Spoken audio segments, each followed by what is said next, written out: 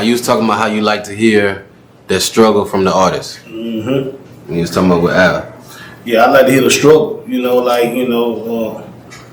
When he got shot, because I always believe in I ain't gonna say I'm just no preacher now, but I have a strong relationship with the Lord, and so sometimes I think God will put people in around you. Everybody have what I call like an angel, someone connected to, where he just a person you pick up the phone and he can give you motivation and lift you up and say, hey man, got to be there, let's do something. And you can feed off their energy. So when I feel like people that got a lot of struggle or been through something, been through hurt or been shot, I feel like, God can allow me to be that vessel in between and say, look, okay, financially I might be here, so I'm willing to support your vision.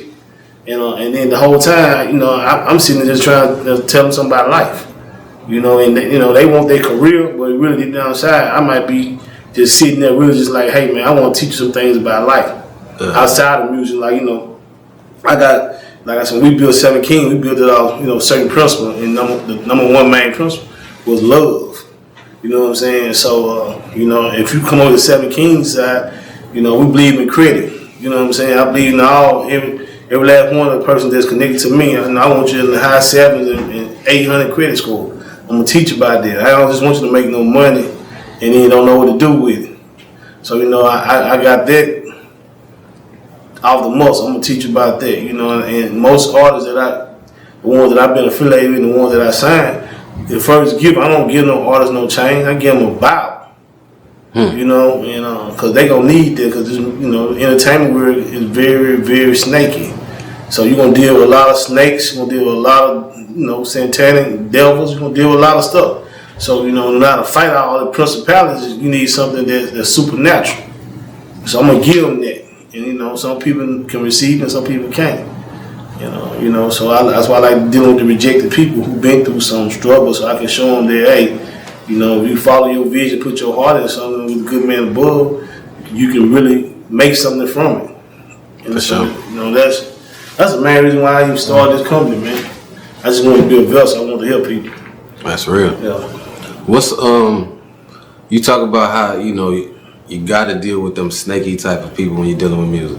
What's the most snaky type thing you ever experienced? Whew. You ain't got to put no names. Not yet. When you spend your hard-earned money behind somebody, you take them, fly them out of town. You pay for the plane ticket. You pay for the hotel. You go sit down with the producers. You pay the producers. You go sit down with the publicists. You pay the publicists. You go sit down with the people that own the club. Hey, I want to make this night a big night for my artists. You know what I'm saying? You pay them. Then you take them over to do this radio interview. Hey, when you do all that, I'm a parent, my own self. I'm taking for my children college tuition. I'm taking for my children, when I retire, they have funds. You know what I'm saying? They put behind this person's vision. And they'll just turn their back on you when things not going the way that they should. So, coming to the round table and, seeing what's the next move. And so they, like lizards, you know how a lizard jump on this and change this color because it sound good or it look good. So we have a lot of lizards in the entertainment world. And when I first came into business, my heart was not cut like that. So when everybody come close to me or get close to me, they'll give me their sad story, and then me, as I'm a person that always want to have sympathy for a person, I'll come in and okay, well look, we can make it better. So tell me what you want. And then I listen to what they want and go do everything they say do. It will be totally different from my vision. And so that's why when I came back around, because multiple artists that I was behind and I financially did things for them. That's in Houston, you know what I'm saying? That nobody had never even heard of Seven Kings. But I was swiping my card. You know what I'm saying? So I had to sit back and look at it like, no, I just paid for this and nobody even know that I did this. And I can't get that person to scream out and say Seven Kings Entertainment. So you know what? That's when I made it in my mind, the next person that I spend $1 behind, I need to understand what that 7 stands for and how important it is to me. And so before we can move forward, I need them to understand that. And that's how GSO Phat came to exist. Because he knew what that 7 stand for, he knew what I was standing on, and he knew the importance of it. And I just told him, just sit back and watch. Everybody that was up under me, that came up under me, and watch. I said, when you get your chance, just be ready.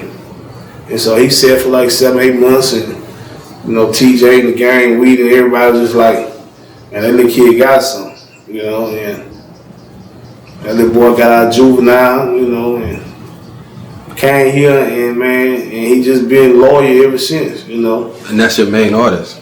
And he is 7 King. For sure.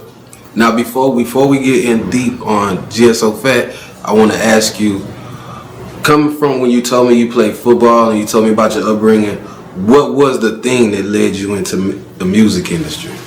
The one thing or a few things, whatever. The one thing that led me in the music industry, I got shot back in 2013. You know, and I wanted to know how can I be an impact. And I felt like the world was so lost. Everybody was the music, everybody by bang, bang, bang, bang, bang, bang, bang, bang, bang, bang, shoot 'em up. And I felt like it's the entertainment world that's misleading people. That's telling people it's okay to shoot, it's okay to kill, it's okay to rob, it's okay to do all that. And like I say, you know, a lot of my ties come from Chicago. And one of the men that I respect the most, his teaching is not none of that. And so I feel like if we get in the entertainment world, that's a platform. And when you get that platform, sometimes you don't know what that person that's looking at their TV, what he's thinking about that day. And if he can hear something positive and something that's prosperity, some positive energy, you might have say that man from going to kill somebody that night. Or say that man from going to kill himself. Or going on beating his wife or something. So I feel like I could be some light in a dark place. Because I feel like in the entertainment world, there's a lot of darkness. Yeah. Sometimes they need some light in them. Not saying we all perfect, but just bring a little light there.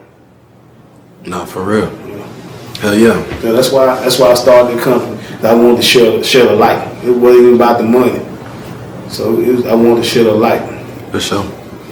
Without going into detail, you said I got shot. Without going into detail, you got shot like on some street shit?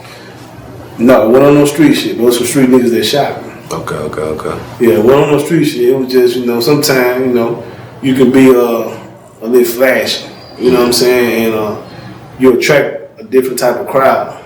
You know what I'm saying? When you're a little flashy. For sure. And so I attracted the wrong type of crowd that day. And so when they shot me, they didn't know that they were shooting a man of God, an anointed man. And every last one of them, you know, within 30 days I got caught or somehow that, you know, the Lord brought them home. And so that's how that went.